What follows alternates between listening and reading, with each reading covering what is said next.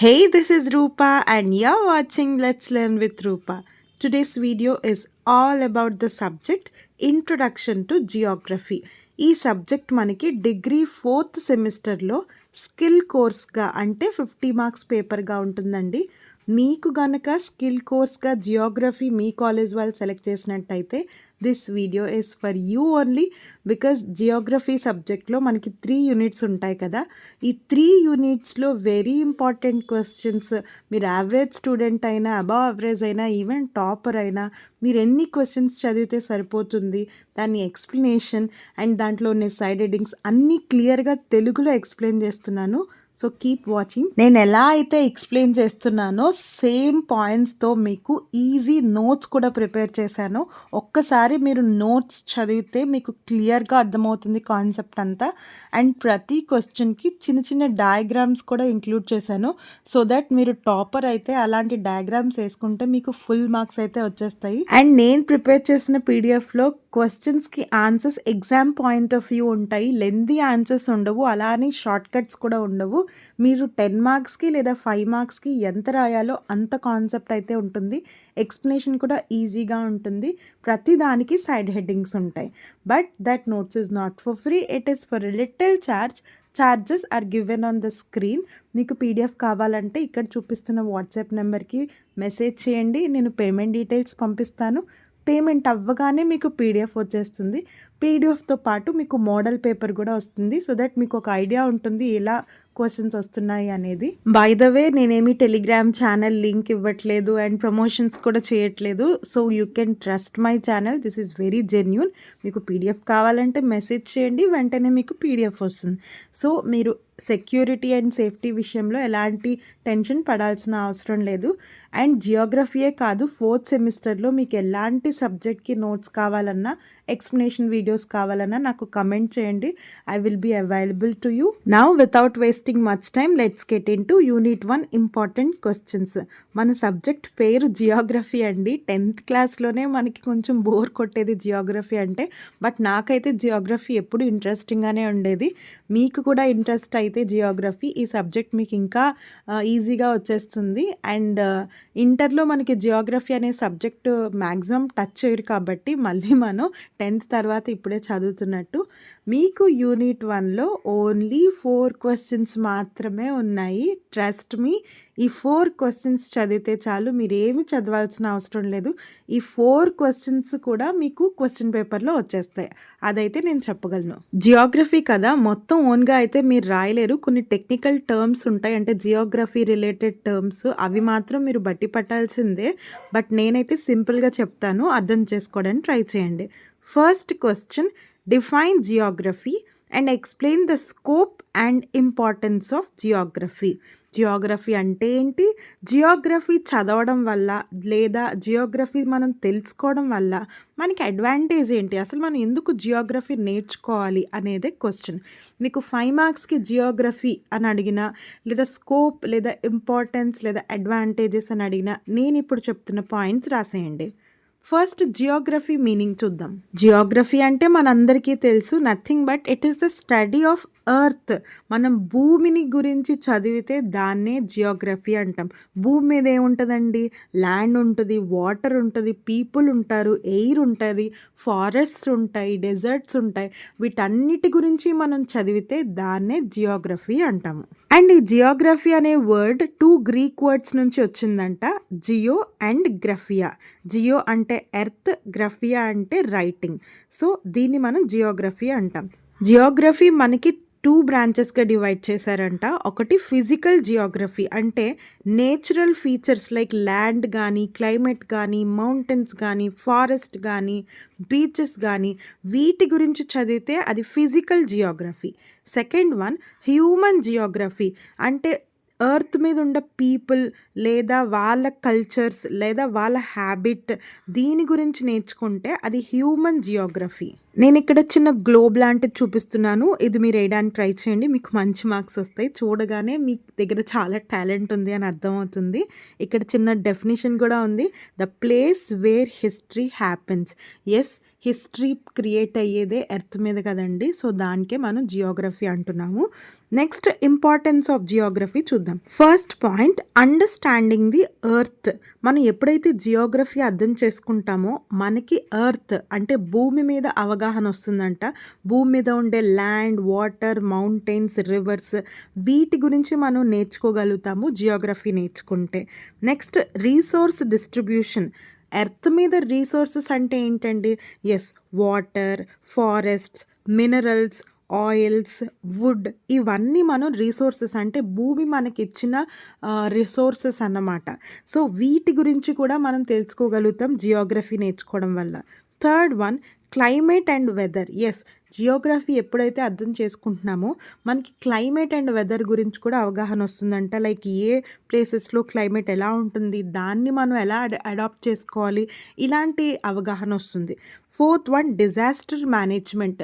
ఎప్పుడైతే జియోగ్రఫీని అర్థం చేసుకుంటామో అప్పుడు మనకి డిజాస్టర్స్ని ఎలా మేనేజ్ చేయాలి అనే అవగాహన కూడా వస్తుంది. లైక్ ఫ్లడ్స్ వచ్చినప్పుడు, ఎర్త్క్వేక్స్ వచ్చినప్పుడు, సైక్లోన్స్ వచ్చినప్పుడు మనల్ని మనం లేదా మన ప్రాపర్టీని ఎలా సేవ్ చేసుకోవాలి అనేది కూడా అర్థం చేసుకోవచ్చు. Fifth one, cultural awareness. ఎప్పుడైతే జియోగ్రఫీ గురించి తెలుసుకుంటామో మనకి కల్చర్ గురించి కూడా మంచి అవేర్నెస్ వస్తుంది. లైక్ ఏ ప్లేస్లో ఎలాంటి ట్రెడిషన్స్, ఎలాంటి ఫుడ్, ఎలాంటి క్లోతింగ్ ఉండాలి, ఎలా మలుచుకోవాలి మన లైఫ్ని అనేది మనకి అవేర్నెస్ వస్తుందంట. Sixth one, economic development.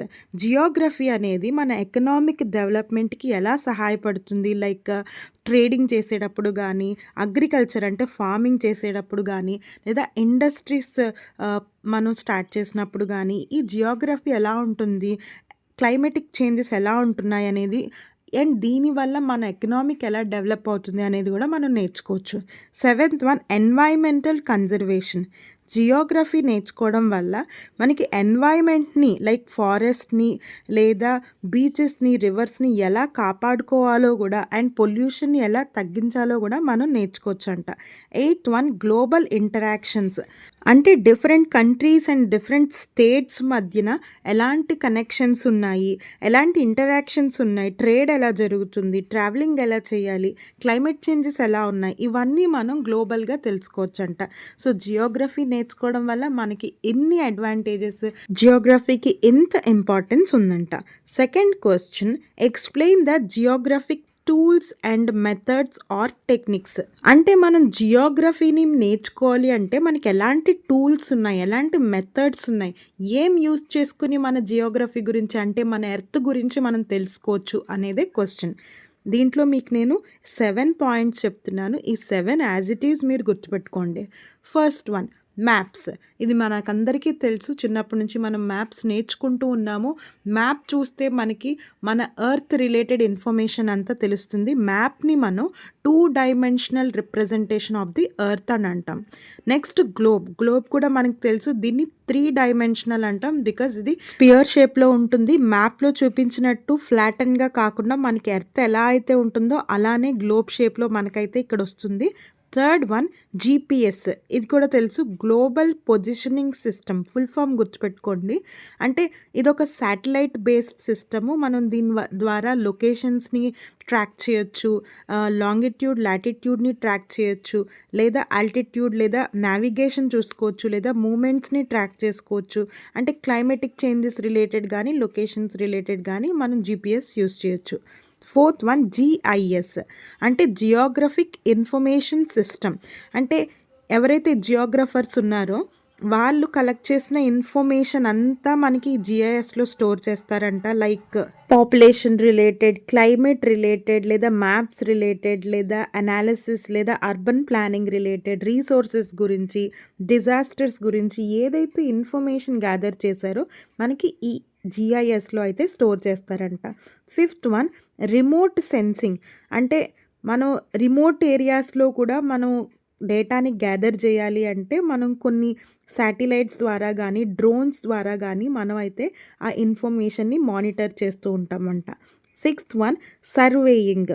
అంటే ల్యాండ్ ఎంత ఉంది, వాటర్ ఏరియా ఎంత ఉంది, మౌంటైన్స్ ఎన్ని ఉన్నాయి, రివర్స్ ఎన్ని ఉన్నాయి, పీపుల్ ఎంతమంది ఉన్నారు, కల్చర్ ఎలా ఉంది, ఇదంతా సర్వే చేసి కూడా మన జియోగ్రఫికల్ స్టడీస్ చేస్తూ ఉంటారంట. లాస్ట్ వన్ ఫీల్డ్ అబ్జర్వేషన్, అంటే డైరెక్ట్గా ఆ పర్టికులర్ ల్యాండ్ ఫామ్స్ దగ్గరికి వెళ్ళి లేదా ఆ పర్టికులర్ ఏరియా దగ్గరికి వెళ్ళి అబ్జర్వేషన్స్ చూసి ఫస్ట్ హ్యాండ్ ఇన్ఫర్మేషన్ అంతా గ్యాదర్ చేసి ఎన్వైరన్మెంటల్ స్టడీస్ చేస్తూ ఉంటారంట. So this is all about geographical tools. అంటే జియోగ్రఫీ నేర్చుకోవడానికి మనకుండే tools or methods or techniques ఇవన్నమాట. Third question, what are the 5 themes of geography? Themes అని కానీ 5 అని కానీ ఎలాంటి క్వశ్చన్ వచ్చినా మీరు ఈ పాయింట్స్ అయితే రాయండి. మనకి ఇందులో 5 పాయింట్స్ ఉంటాయి. నేను ఒక డయాగ్రామ్ కూడా చూపిస్తున్నాను. ఈ 5 పాయింట్స్ యాజ్ ఇట్ ఈజ్ రాయాలి, మీరు మార్చొద్దు. దీన్నే 5 థీమ్స్ అంటాము. First one, location. మనం ఎర్త్ మీద ఎక్కడున్నాము అని చెప్పేదే లొకేషన్. అంటే దీంట్లో మనకి అబ్సల్యూట్ లొకేషన్ ఉంది అండ్ రిలేటివ్ లొకేషన్ కూడా ఉంది. అబ్సల్యూట్ లొకేషన్ అంటే ఎగ్జాక్ట్గా మనం ఎక్కడున్నాము అనేది చెప్తుంది. అంటే లైక్ తాజ్మహల్ ఎక్కడుంది, లేదా ఢిల్లీ ఎక్కడుంది, లేదా విశాఖపట్నం ఎక్కడుంది అనేది అబ్సల్యూట్ లొకేషన్ అంటాము. రిలేటివ్ లొకేషన్ అంటే ఆ లొకేషన్ రిలేటెడ్ అదర్ ప్లేసెస్ ఏమున్నాయి, దాని చుట్టుపక్కల ఏమున్నాయి అని చెప్పగలిగితే అది relative location. For example, India ఎక్కడుందంటే it is south of China. Rajahmundry ఎక్కడుంది, it is in East Godavari. So relative places గురించి మనం చెప్తూ లొకేషన్ ఐడెంటిఫై చేస్తే దాన్ని రిలేటివ్ లొకేషన్ అంటాం. Second point, place. అంటే మనం ఎలాంటి ప్లేస్లో ఉన్నాము, అక్కడ ఎలాంటి క్లైమేట్ ఉంది, అక్కడ ఎలాంటి రివర్స్, మౌంటైన్స్ ఉన్నాయి, దీనికోసం చెప్పగలిగితే దాన్ని మనం ప్లేస్ అంటాం. దీంట్లో ఫిజికల్ క్యారెక్టరిస్టిక్స్ ఉంటాయి. అంటే ఆ ప్లేస్లో క్లైమేట్ ఎలా ఉంటుంది, వెదర్ ఎలా ఉంటుంది, చుట్టుపక్కల ఉండే మౌంటైన్స్ గురించి, రివర్స్ గురించి తెలుసుకుంటే దాన్ని మనం ఫిజికల్ క్యారెక్టరిస్టిక్స్ అంటాం. Next, human characteristics. అంటే మనం ఉండే ప్లేస్లో పీపుల్ ఎలా ఉంటారు, వాళ్ళ లాంగ్వేజ్ ఏంటి, వాళ్ళ కల్చర్ ఏంటి, దీని గురించి నేర్చుకుంటే అది human characteristics. Third theme, human environment interaction. అంటే అక్కడుండే ఎర్త్ ఎన్వైర్మెంట్లో హ్యూమన్ ఎలా ఇంటరాక్ట్ అవుతున్నాడు, ఎలా అడాప్ట్ చేసుకుంటున్నాడు ఆ క్లైమేట్ని, ఆ ఎన్వైర్మెంట్ని అని నేర్చుకుంటే దాన్నే మనం హ్యూమన్ ఎన్వైర్మెంట్ ఇంటరాక్షన్ అంటాము. దీంట్లో మనకి అడాప్షన్ ఉంటుంది. ఫర్ ఎగ్జాంపుల్, ఆ పర్టికులర్ క్లైమేట్కి లేదా ఆ పర్టికులర్ ఎన్వైర్మెంట్కి పీపుల్ ఎలా అడాప్ట్ చేసుకుంటున్నారు. ఫర్ ఎగ్జాంపుల్, రాజస్థాన్లో చాలామంది స్పెషల్ క్లోత్స్ వేసుకుంటారు బికాజ్ అక్కడ చాలా హీట్ ఎక్కువ ఉంటుంది కాబట్టి. Next, modification. అక్కడున్నే ఎన్వైర్మెంట్ని బట్టి పీపుల్ ఎలా మోడిఫై చేసుకుంటున్నారు, ఎలా బిల్డింగ్స్ కట్టుకుంటున్నారు, ఎలా డ్యామ్స్ కట్టుకుంటున్నారు అనేది. Next, dependence. అంటే అక్కడున్నే రిసోర్సెస్ మీద, అక్కడున్నే క్లైమేట్ మీద పీపుల్ ఎలా డిపెండ్ అవుతున్నారు, లైక్ ఎలాంటి అగ్రికల్చర్ చేస్తున్నారు, ఎలాంటి తిండి తింటున్నారు. సో దీన్ని మనం డిపెండెన్స్ అంటాం. Fourth theme, movement. అంటే ఒక ప్లేస్ నుంచి ఇంకొక ప్లేస్కి వస్తువులు కానీ మనుషులు కానీ ఎలా మూవ్ అవుతున్నాయి అనేదే ఈ పాయింట్. అండ్ దీంట్లో మనకి 3 పాయింట్స్ ఉంటాయి. First one, people. పీపుల్ అనేవాళ్ళు ఒక ప్లేస్ నుంచి ఇంకొక ప్లేస్కి ఎలా మూవ్ అవుతున్నారు, దేని పర్పస్ మీద మూవ్ అవుతున్నారు అనేది పాయింట్. Next, goods. పీపుల్ కాకుండా వస్తువులు, అంటే ఈవెన్ ట్రేడింగ్ కానీ, బయింగ్ అండ్ సెల్లింగ్ కానీ, పర్చేజెస్ కానీ ఇవి ఎలా జరుగుతున్నాయి అనేది గూడ్స్. Next, ideas. ఐడియాస్ అంటే మనకి ఇన్ఫర్మేషన్, రీసెర్చ్ రిలేటెడ్ లేదా టెక్నాలజీ రిలేటెడ్, ఒక ఏరియా నుంచి ఇంకొక ఏరియాకి టెక్నాలజీస్ ఎలా మూవ్ అవుతున్నాయి, ఒక ప్లేస్ నుంచి ఇంకొక ప్లేస్కి ఇన్ఫర్మేషన్ ఎలా షేర్ అవుతుంది. సో ఇదంతా మనకి ఐడియాస్లోకి వస్తుంది. Last theme, reason. దాన్ని మనం రీజియన్ అంటాము, బట్ యాక్చువల్లీ అది రీజన్ అండి. సో రీజన్స్ గురించి తెలుసుకుంటే మనం దాంట్లో ఫిజికల్ రీజన్స్ ఉంటాయి, కల్చరల్ రీజన్స్ ఉంటాయి. ఫిజికల్ రీజన్స్ అంటే అక్కడుండే న్యాచురల్ ఫీచర్స్ లైక్ ప్లాట్యూస్ కానీ, ఏరియాస్ కానీ, మౌంటైన్స్ కానీ, వీటి గురించి నేర్చుకుంటే అది physical reasons. Next, cultural reasons అంటే కల్చరల్ రిలేటెడ్ లైక్ లాంగ్వేజెస్ కానీ, ట్రెడిషన్స్ కానీ, లేదా ఫుడ్ కానీ, హ్యాబిట్స్ కానీ, దీన్ని మనం కల్చరల్ రీజన్స్ అంటాము. So these are all 5 themes of earth. Fourth question, explain the structure and composition of the earth. Earth composition అని కానీ, స్ట్రక్చర్ అని కానీ, very important, layers of the earth అని కానీ అడుగుతారు. 10 మార్క్స్కి వెరీ ఇంపార్టెంట్. నేను ఒక చిన్న డయాగ్రామ్ చూపిస్తున్నాను, ఇది మాత్రం వేయడానికి ట్రై చేయండి, మీకు 10 out of 10 పాయింట్స్ వచ్చేస్తాయి.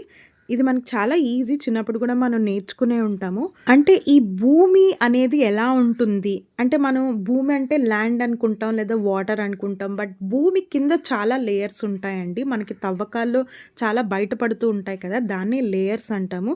సో, భూమికి ఎన్ని లేయర్స్ ఉన్నాయి అనేదే ఈ క్వెషన్.